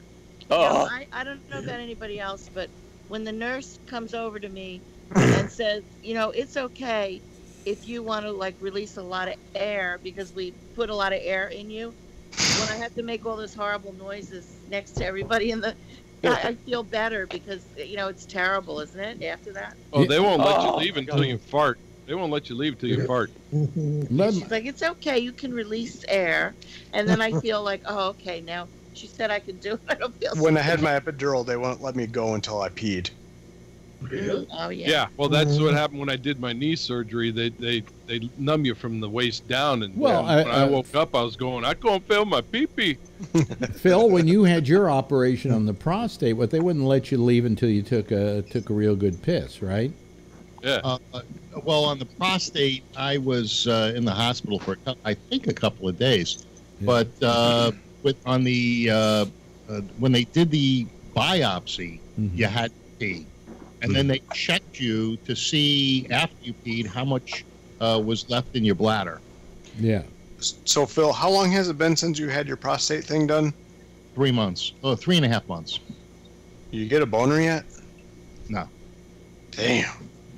It could take a year. Yeah. I could take a 22. It take a year for it to get up, and then it takes about 3 minutes for it to go down. So it's Phil's retired. and then it's another year. Aw, but at least you're healthy though, Phil. When they did the heart thing, they gave me a drug called, I think it was called fentanyl, and isn't that the same drug they give to for lethal injection? Yes. No, not fentanyl. No, fentanyl. I was awake. But fentanyl has been killing people because they've been using it as that's a horse tranquilizer. They use it in heroin now. Yeah. They use it in along with other drugs for lethal injection for death row prisoners. But that's what they gave me, that part of it for the heart catheterization. And I was awake. I felt good, and I didn't feel any pain. Well, that's the Michael Jackson drug. No, that's propofol. Propofol, yeah, that's right. And they gave me propofol when I had the prostate operation. Yeah. I was out. I mean, God, I love this. I just love this. This is just a deluge of medical stuff. He got a lot of medicine. Drugs. And you know who's keeping quiet? The guy who's had more profound. Just keep it quiet. The most profound medical problems. Jeff is the winner. And you know what? I think some of you guys would maybe pass out or something. Really? What? Some of the Not me. craziest things that were most difficult. Jeff he has a defibrillator. No, I don't. No? I have a pacemaker. There's a pacemaker. Like my brother, the pig mouth. Jeff listens to all of this stuff, and he says, "Been there, done that." That's right. Yeah, yawn. Can we talk about something else? Yeah. Turn on your mic, Jeff. Jeff was in the business too, right? Like before you did it all? Yeah, I developed a lot of what a coincidence surgical. that is, He He not only owned the company, he was a satisfied customer. Oh, like the Air Club guy. Just like the Sunbeam guy. Got a couple of items in the news today I'd like to bring up. Yeah. The question is now, what are they going to do at the Papa John company Oh, is that too much? without Papa John? Did you see that? Now, I've known for years that this guy is a shithole. A shithole. That's why I've never bought his fucking pizza. He's a right-wing shithole. And he used the N-word in a conference call in May. And it's amazing. In the old days, you used the N-word on a conference call, and that wasn't, you use the N-word. Now you use the N-word, and they take your name off a stadium. Okay? Right. There was a stadium in, where was it? Wherever this That's right. It took place. A college stadium named a Papa John Stadium. They've taken his name off of that. He's been removed from the Papa John company. He had to resign as chairman of the company. He probably still has money, from it. But of course, who's going to want to buy Papa John pizza now? And they can't. What call they Papa can't John. figure out what to do is, it's called Papa John's International Incorporated. It's called Papa John's Pizza. Do they keep the name Papa John and just not use his visual as the spokesperson of the company? Or do you, but it was named after him because his name is John Schnatter. They just don't know what to do. They say he remains on the board. He's still the company's largest shareholder. But Papa John's now must pivot the marketing campaign to not attach his identity to it. So it's like Jared from whatchamacallit, right? Jared's a child molester. Yeah. Come on. Yeah, but he wasn't attached to it that much. Well, just his face, like spokesperson. Yeah, spokesperson. It was easy to get rid of him. Now, some marketing person says the difficulty Papa John's faces in pivoting the brand away from Schnatter is that they first need to treat this as a crisis and then redefine what their brand is and what it stands for. Well, how do you redefine it? It's already shitty pizza. So, I mean, how do you, it's better pizza than it was? Shitty. They can change it from Papa John to Uncle Tom. They said the company probably doesn't need a new name, though. Full rebranding would even be more expensive than shooting new commercials and changing the pizza boxes and signage. They've got to change all the signage on all the Papa John stores across the country. I think we might have one down the street. Yeah. I got to check this out. I didn't think of that. Is Black Sambo still available? Yeah, I was Little going Black to say, remember Sambos? Little Black Sambo? Well, Oh, yeah, Sambo's Rest. Well, it was called Black Sambos. Yeah. And then they decided that when there was a whole racial uproar back in the 50s, when these places were, because it's the story of remember the story of Little Black Sambo, who was a native kid who, to get away from a tiger, kept running around in a circle, and the tiger kept chasing him until he turned into butter. Now, how is that a racist story? It just isn't. It's just he's called Little Black Sambo. He wasn't even It called. reminds me of Brer Rabbit. He wasn't even Brer called Rabbit. Little Colored Sambo or Little Negro Sambo. He was called Little Black Sambo. I mean, today, black is a proper term. Okay. Yeah, but I think the graphics of it. Well, anyway, they had a smiling black kid as their logo. Anyway, they decided to change it to just Sambos. Yeah. But somehow that didn't fly. So then they took the picture of the kid off, and that didn't fly. So eventually Sambo's just died. I can't remember. What did they serve? Hamburgers or something? Pancakes. It was like Denny's. Pancakes, IHOP. right. Yeah, it was like Denny's or IHOP. Yeah. Yeah, so, I mean, how worse can Papa John's be than Sambo's? Yeah. Why did they take the Der off the Der Wiener Schnitzel? Hey. Oh, did they take the Der off of the Der Wiener Yeah. Schnitzel? And now it's just Wiener Schnitzel. Huh. They took the Der off a long time ago. Wow. Yeah. But those Wiener Schnitzels to be any good. No. There used to be one in Mill Valley. Now it's turned into a 4-star restaurant. But it's no longer their Wiener Schnitzel. It's just the same building. You remember that one? Yes. Yes, I do. Yeah. I go back so far, I don't remember a Der Wiener Schnitzel being there. Oh, it was there when you lived in Sausalito. Oh, really? Yeah. Yeah. Well, I didn't eat out much in Sausalito. I'd go up the road, So. Let me see here. So that's the big story. But what do the Papa John's people do? Now, Harvey Weinstein has emerged. Did you read about this one? I heard defending himself, but I didn't hear what he said. Basically, he said in the interview that he offered acting jobs in exchange for sex, but according to him, so does everyone. I think he's right on that. I haven't. Huh? Well, it's just you're not a big enough producer. Well, you wouldn't, Ray. No, I know. I know wouldn't. I'm not. I know I'm not. I'm just kidding. But No he one said, would- yes, I did offer There's women no- acting jobs in exchange for sex, but so does everyone. However, the story appeared to change soon after the interview was published because the writer said that he had actually misquoted Weinstein. The writer backtracked and said, he said they may have understood he said they may have misunderstood the 66-year-old. In a statement released following the story's publication, longtime Spectator columnist Taki forget it, he's Greek, I can't pronounce the name, wrote, after 41 years as a Spectator columnist without a single retraction, I believe that I may have misinterpreted Harvey Weinstein's conversation with me, and it was my mistake. He wasn't recording it, and he wasn't taking notes, okay? He wrote this by memory. Despite the statement, the article remained on the Spectator's website in its original form. The columnist claimed that Weinstein told him he never, ever forced himself on a single woman, but often had to use his Hollywood prowess to get girls. Weinstein is quoted in the Spectator piece telling Theodorakis, I'm not going to, thanks for having a name that long. Change it to Bob. You were born rich and privileged, and you were handsome. I was born poor, ugly, Jewish, and had to fight all my life to get somewhere. You go lots of girls. No girl looked at me until I was big in Hollywood.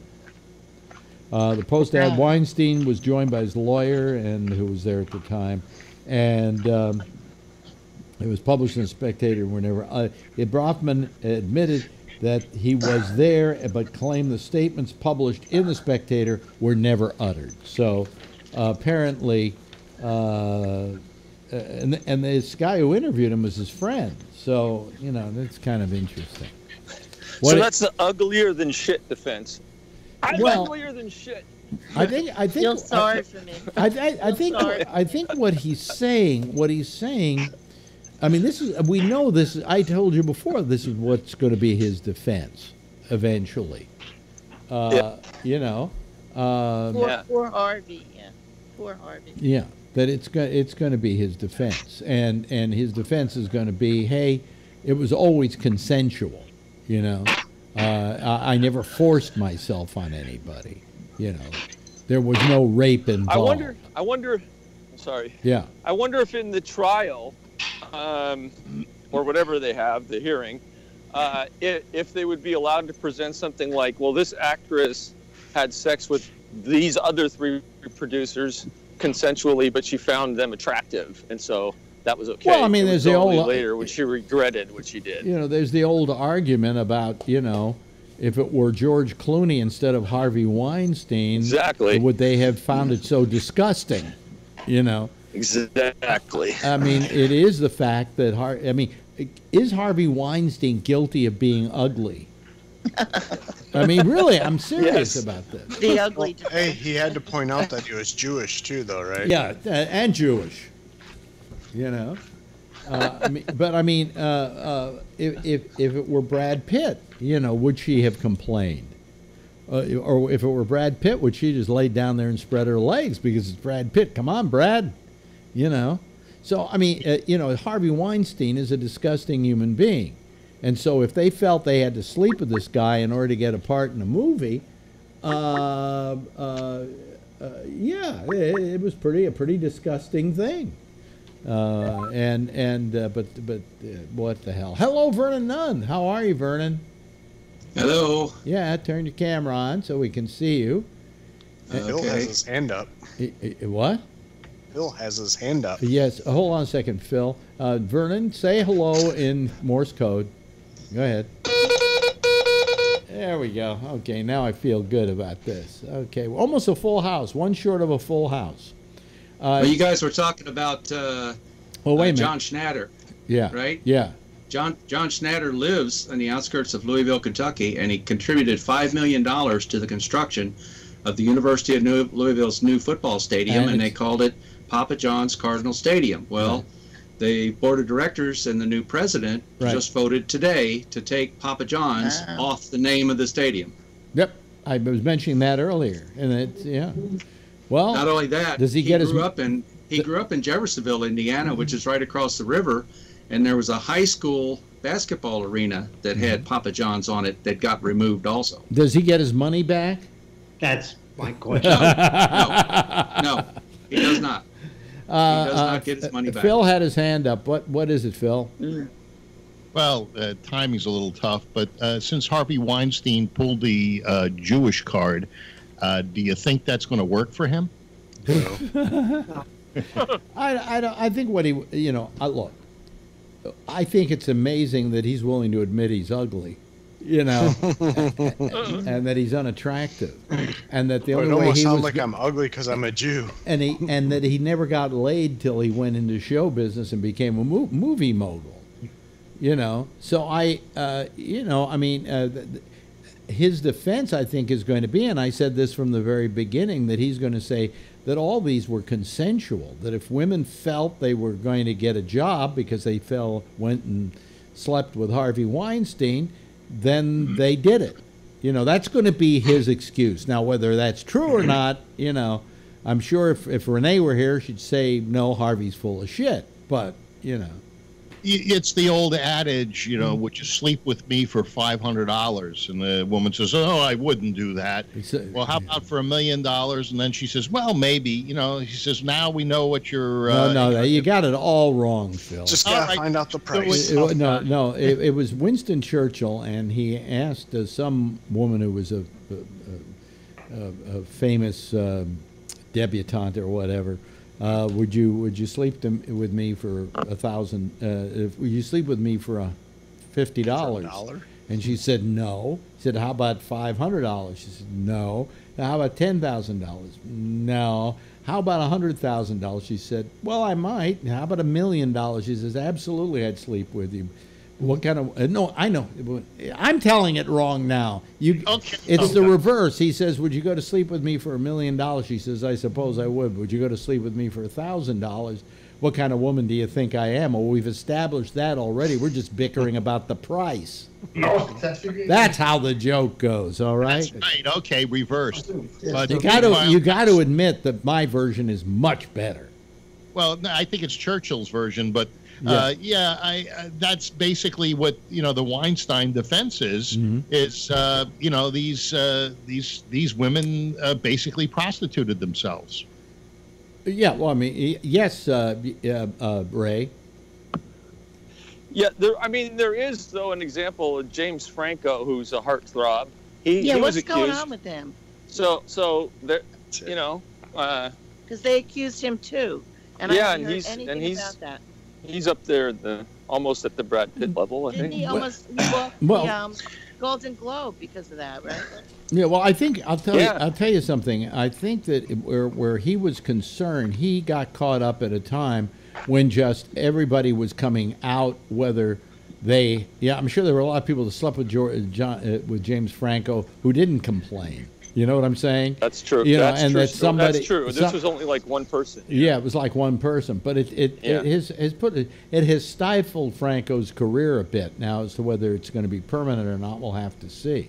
Didn't the woman? I kind of liked him. Didn't the woman say? I was wrong. This was a couple of years later. That she just felt uncomfortable. So she was having second thoughts about. To begin with, I question these women who didn't, at the time that these things occurred, didn't make a big deal out of it. Maybe we could have stopped it from happening a lot earlier if they had simply opened their mouths. But they were like Rose McGowan. And the other one, it was like 28 years ago or something like that? Yeah, I mean, I think that if they were truly brave, they would have made a big deal out of it back then. And then they reported it like last year or something, right? But, nevertheless, I mean, certainly that whole process was improper, but we knew it existed. Hell, I mean, when I was a kid growing up, I knew about the Hollywood casting couch. You could buy them at Raymore and Flanagan. I think that's a New York joke. Is there Raymore and Flanagan out in California? In New Jersey, we have them. I'm laughing because we have them. IKEA carries them now. IKEA carries casting couches. Yeah. Aisle 9, but you got to assemble it yourself. Yeah. And then for B movies only. So listen, babe, you can be in my movie, but first you're going to have to fuck me. But before we can do that, can you help me put this bed together? It's got way too many screws. You know how IKEA has those crazy names for all of their products. I wonder what the IKEA name would be for the casting couch. I don't know, but I've never been to an IKEA in my life, I'm proud to say. I know people that are still lost trying to find their way to the exit. They got footprints on the floor, for Christ's sake. Footprints, lines. See, I've never been to an IKEA. Don't eat those meatballs. And I'm sure my girlfriend, with her taste, if I ever went close to an IKEA, would divorce me. She doesn't like cheap furniture. Come out broke. Okay, here's another story. See, I'm doing prep now. How about that, huh? Did you drink it? Bernie Sanders has gone after Disney CEO Bob Iger, sending out a tweet pointing out the pay disparity at Disney. Here's the tweet. Does Disney CEO Bob Iger have a good explanation for why he's being compensated more than $400 million while workers at Disneyland are homeless and relying on food stamps to feed their families. Does that mean Mickey gets more than Minnie? Probably. Probably. That would be funny. But, I mean, what do you think? I mean, you know, is one guy worth, I think the $400 million he's referring to is the $423 million that Iger is being given over 4 years to stay with Disney. Should we be subsidizing employers? What'd you say? Oh my God! My daughter worked at Disney in Anaheim. Yeah. And you know, I mean, they're basic jobs. They're not CEOs of a multi-billion-dollar company. But my question is this guy worth $423 million? Probably not, but that's what he was able to negotiate. So, but that's at the expense. That's the expense of giving other people raises, isn't it? He's worth what they're willing to pay. The head of Sony. It's not at the expense of someone else. That's what they're willing. The head to of pay. Sony once said, "The trouble with America is you do not pay your top executive more than 10 times what your lower executive is getting paid." That's Sony. That's Japan. That's Asian thinking on it. Yes, Jason. We should not be subsidizing employers. When somebody qualifies for welfare and they have a full-time job, you're subsidizing employment for that company. Yes. That's And not you right. remember who was famous for doing that? Was Walmart. Walmart used to have in their HR department a section where people could go and find out how to get on food stamps. Classes on how to do it. Yeah.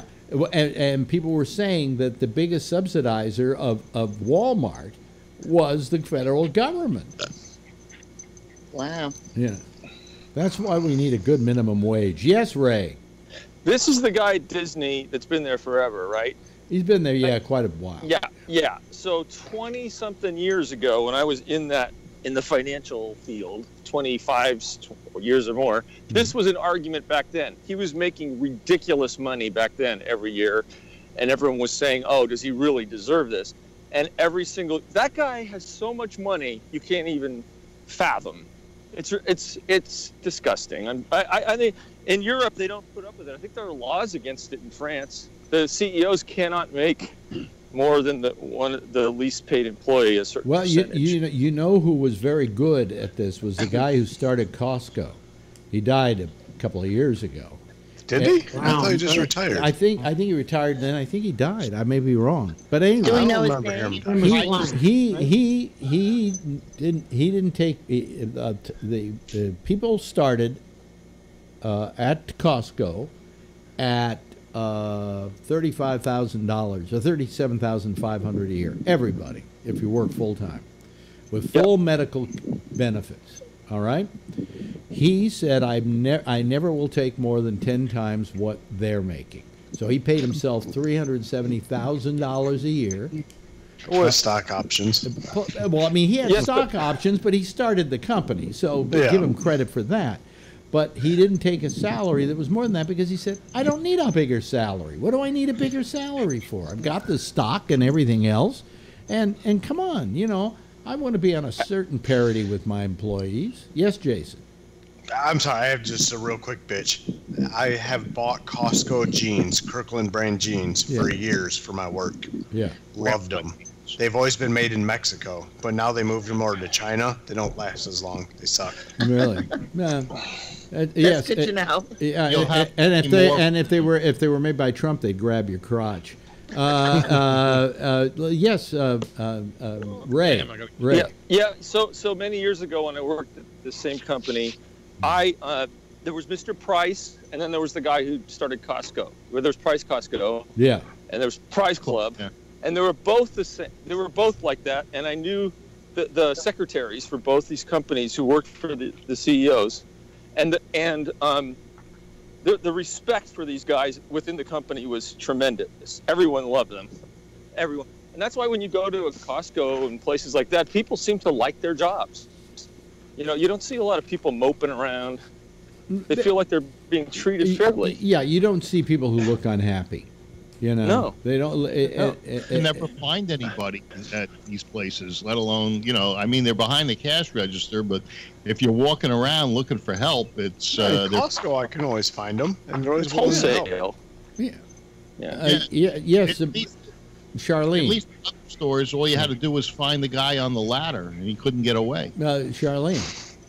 I hope I'm not getting off topic, but did you already talk about, like, Kylie Jenner, isn't it? Yeah. Is going to be on Forbes magazine, and she's like a billionaire, and she makes more money than Zuckerberg. No, she doesn't make You guys more see money that? than Zuckerberg. No, she's Zuckerberg about is to be. She's about to be The $1 billion. richest woman in the world She's- at her age, like her. She's something the like that. youngest person to be a billionaire on her own. Right. Yeah. In history, like, yeah. Yes, Tony. That's probably getting back to the pay and stuff like that you were saying about like a working wage. That's why I actually think that it should be in law. I hate to say it like that, but where each year a company, if you're a full-time worker or a part-time worker, you should actually it should be mandatory to give you like a cost of living raise. Like they have to give you a certain percentage. Because companies don't want to even do that. No. And it's pathetic. It's absolutely pathetic.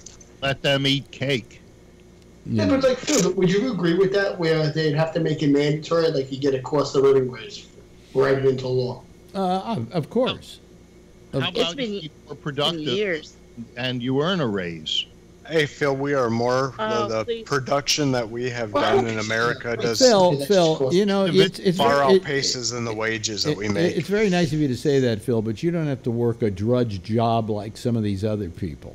There hasn't been an increase in years on the minimum wage. It's awful. Yes, Vernon, and then Jason. The tax cut that was passed back in December, some companies have increased the starting wage for new hires, and Home Depot, where I work part-time, was one of those companies. However, people who have been working there for years did not get the same dollar an hour bump that the starting people did. And that's left a sour taste in the mouth of a lot of employees. Yes, Jason. So this I kind of want to just ask Phil. Do you think that there is a job out there that you could work full time and still qualify for welfare? Yeah, my job. I'm being an honest, serious question. Should there be a job out there that you work full time and still be able to qualify for welfare? Well, it depends. I mean, if you live in... if you're a teenager, no. Look, you asked me a question. If you live in like an area where I live, it's very expensive to live here. If you live in some other areas of the country, it's not as expensive, and maybe welfare doesn't matter about that.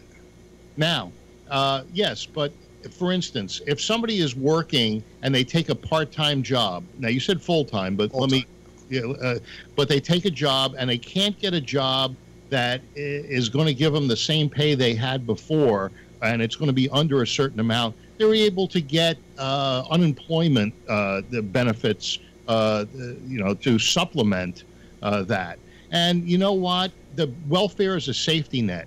And if somebody is in a position where they can't get a job that's going to pay them what they need to live, that's what the safety net is for. And I have no... You're avoiding the question. I answered it, which is, yes, I feel that if they have a job and the job is not giving them a living wage, but should that job exist? Should you be able to have a job that you're working full time and be able to qualify for welfare? Some jobs have to exist, and some jobs, that's all they pay. And if you live in an area where it costs you more to live and you need government assistance, there should be no reason you couldn't. If I lived in Detroit or if I lived in Los Angeles, it's not gonna. I don't think that's a difference of qualifying for welfare versus how much I make. If somebody pays shit wages, and they are paying their employees shit wages, and then those people have to go out and get welfare, their company is really being subsidized by you and me. Yeah. what is shit wages? Can it be less than the minimum wage? I think less than the minimum wage. Is it Listen. I work for a $10? company, Sirius XM. Yeah. Had people working there full time. Okay, or sometimes they didn't make them go full time. They let them work 30 hours a week, so they didn't have to give them anything. You know, they didn't have to give them health or whatever. But if they got a full time job, you're paying them like $35,000 a year. Now maybe that's okay in buttfuck Indiana, right? Not New York. But when you're living in New York or even in New Jersey and have to commute every day, $35,000 a year. Give me a fucking break. What is the one thing, the one factor that this $35,000 a year job produces? The one factor is they don't have to take it. They can stay in New Jersey and get a job for $75,000, but it's not going to be working at Sirius XM. They might have to be working at a carpet store. Yeah, but we're talking about paying people a decent wage for the work they're doing. They have to take the job. No, if but the job doesn't pay what they want, the answer is don't take it. Well, so we should still limit our immigration to people who just want to be doctors and lawyers. Let me and say engineers. this. Let me say this. Some people would take that job for $35,000 a year because they want to get in the broadcasting business, and so they take the money. I don't see the difference between that and fucking Harvey Weinstein for a movie role. $35,000 a year does not get you welfare, no matter where you live in the country. Yeah, I don't see that there's any difference between taking advantage of somebody who wants to be in the business and paying him cheap wages, and Harvey Weinstein saying, fuck me and I'll put you in my movie. That's the decision that those people made, the ones that slept with old Harvey and the ones that worked for Sirius. They made a decision. Nobody twisted their arm. That was worth it to them. Hey, it is to the benefit of a company to pay decent wages, Phil. Not everybody has the cognitive ability as every other person. Some people, have learning disabilities where they can't do stuff, and they can still work. Also, there's some people that don't have negotiating power either. That's true. It's just that $35,000. You're $35,000 a year. You're talking twice the poverty level. Well, so I'm talking about somebody who's only making $15,000 a year. Do you know what there are people who are making $15,000 a year who are working full time? No matter where you ready to get frightened? Do you know? Do you know what a low wage is in San Francisco now? Yeah, I do, because I make it. No, you're in the poverty level if you're under $92,000 of the family of four. Wow. I thought it was higher than that. I thought it was something like 105,000. Well, that's if that it depends. San Francisco's 105. The rest of the area is 92. So, in other words, you make under $92,000, you're below the poverty level. Yeah, you're considered low. So, are you below the poverty level? That's a family of four. Yes, I am. See. So I have a family of four. Yeah, and of course, this is why we can't ever go out to dinner. County. We can't go on vacation. We can't improve anything in our house, and we can't basically do anything. Yeah. How long have you owned your house in Palo Alto? Okay, that's a different issue, Phil. Okay, I have a lot of investment and I have a lot of equity, but my income that I have to live on every day is below the poverty level. I can't take out pieces of my house. What? Isn't that because of the cost of living, mainly the housing costs? The cost of living is absurd here. Yes, exactly. I mean, you go to you go out to a restaurant or something. It costs 50 to 100% more than it does anywhere else. It's like Manhattan almost. Tony has his hand up. Yes. Yeah, I wanted to tell you something, Alex. I was telling this to Shecky when I visited him. I was going to ask something, but I'll tell you too, Alex. You're talking about how expensive it is. Me and my brother and my sister, we were thinking about they're thinking about buying a house. My brother wants to retire and maybe in Delaware get a house because you know what you do? They don't, in Delaware, Alex. I was reading on it. They don't tax your Social Security and it's low. I mean, I know the state taxes are low. We don't want So they were thinking about down the road maybe getting a house that we could use. Yeah, but the government still taxes your Social Security. He's saying no. I was going to ask you. I got to ask Chucky. It's No. the state. It's The state don't The take state it. taxed, but here in New York, the state of New York doesn't tax your Social Security. Michigan Because I does. was reading on Delaware. I don't Because hear I it. was saying, did he ever move out of San Francisco? I don't know. But in New York, it doesn't. They don't. Michigan does, thanks to our Republican governor. You know, the Republicans want to raise the taxes on everybody. They Yeah. aren't in California either. I can't retire. I have to work until I drop dead. But you could retire. Look, my Hey, wife, but my Phil, wife, just think my about it. With your wife, health my conditions, wife. it won't be too long. My wife Yeah. is still working. Right. You know, thank God she's got a great job and working for great people, but she's still working. And I'd still be working if I could find a job. I just don't, I know I can't find one. It'd be useless here. of me to waste my Same here. time. Yeah. It'd be useless of me to even do it. They would laugh me out of any radio station I would walk into, or they go, "Great meeting an old pro like you, Alex." I mean, think about that. But you're not going to Alex. work for $35,000 a year. Alex, if you were working in radio now in San Francisco, can you imagine how much money you'd be making? Because look what poverty is there now, 92 grand. Do you know what I'd be making in San Francisco? I'd be lucky if I was making like $50,000 to $60,000 a year. And that's the problem. Is that it's No, but I not mean, say worth it fast to forward work. years ago to now, though. See, Doesn't all you do any guys, good. all you guys are complaining that wages are low. They've been stagnant for. No, things just get expensive, Phil. That's It's the problem. because Salaries and all catch up. good jobs have gone out of the country. It's because there's no manufacturing here. It's because they've just eviscerated Phil, the Phil, economy. can I disagree with That- you for a that- minute? that's a complete. Building cars in Detroit. That's a now. complete lie, Phil. Phil, Bring all those $15 an hour jobs back so we can buy our $80 pizzas. They were $30 and $40 an hour jobs, and they're no, gone. they weren't. They were Oh, never. bullshit! You bring them You, back. you want to know the truth that. about something, Phil? They opened up a couple of steel plants that were dormant, okay, Yeah. and they can't find people to work them. That's I understand because they don't pay enough. Oh well, okay, all right, There you bingo, go. He just said it. bingo. You just made you our go. point, Phil. But they're choosing other fields, other fields to work in. You know, there Phil, you unemployment just is said that the European other people are stealing our jobs.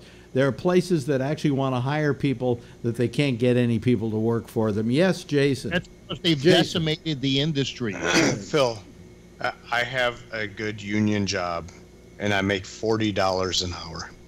I hear other people tell me that you shouldn't make $40 an hour because that's too much money. That's why their bills are so high.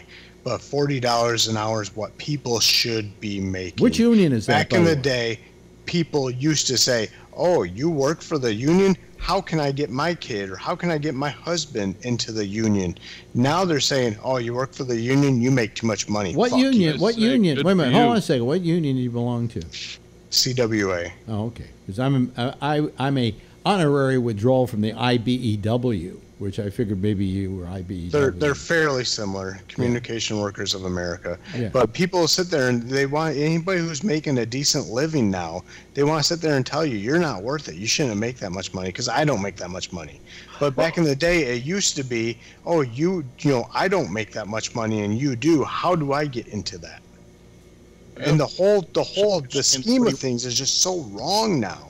You saying They're that greedy is what it is. They don't want people to make money. They want people to know their place in the businesses. Don't give them too much because then they'll leave. Sorry, you were saying something, Phil. So I mean, I just wonder why lawyers charge $525 an hour. I mean, 40 is very nice, but 525 an hour is even better. It's a little bit of a Mine difference. only of a charges- lawyer. for being a business owner, would you pay an installer that much? But you can always go to the Jacoby Martins, Phil. Sometimes, I mean, I pay them by the yard, so the more they produce, the more they make, and it's not uncommon for them to make $500 a day. You know why he gets $500 an hour. You can go to the guy who gets $100, but if you go to the guy for $500, I bet you he gets you what you want. Nobody's out there for $100 anymore. Oh, You know? $200? But you know why the big shots get the big money. Hey, Phil, you going through a divorce? You got to go to the good lawyer, I guess. I got to hide that money real Well, good. my lawyer's charging us out at I think it's What's in your $400 an hour. Right. Yeah. You know what they do is they look at the complaint, and on there it says how much the other lawyer is charging, so they just... Well, I told you about my old lawyer years ago. Who, 2/3, baby, Mr. 2/3. Turtle. Mr. Turtle, who I sent him a birthday. I called him up and wished him a happy birthday, and I got a bill for it. 2/3. 2/3. Yeah, I got rid of Mr. Turtle because the name just wasn't good to take into court, and so I went out and got. This is true, absolute truth. I went out and got Mr. Reamer. Now that's a good name for a lawyer, not Mr. Turtle, because you don't say to somebody, "You fuck with me, you're going to have to talk to my lawyer, Mr. Turtle." You know. Every time you say Mr. Turtle, I think of the Senate Majority Leader, Mitch McConnell. Yeah. What was Mr. Reamer's mother's name? Sure, her name was Reamer too. She went into biz. She had a divorce firm, and she had a divorce firm with someone else, and it was called the divorce firm of Skinner and Reamer. I should tell my mother that. She'd watch you Barbara Stanley. Keep your zipper up. Yeah. Great name for a law Wasn't firm. there a Mr.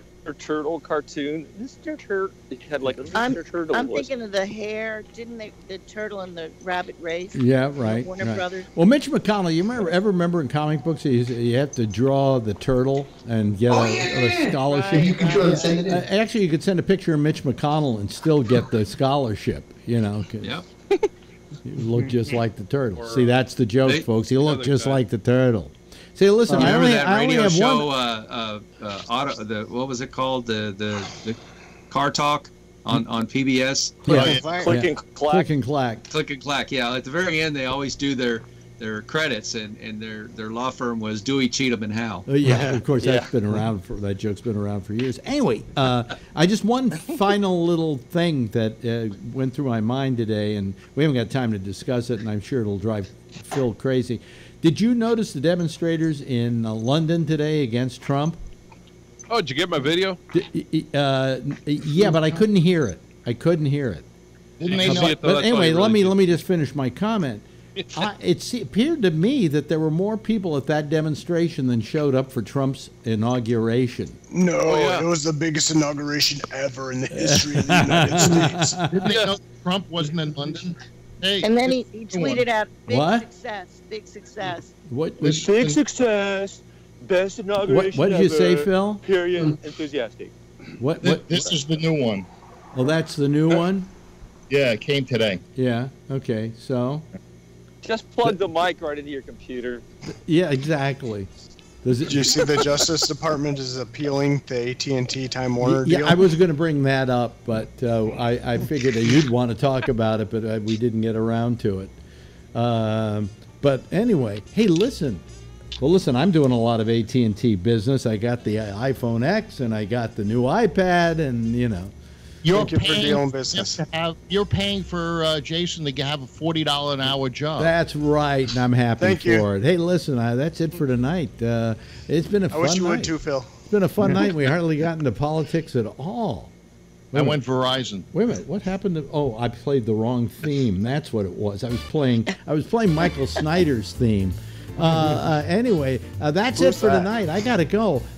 Listen, it's been wonderful, everybody. It's been a great one, and I want all of you to.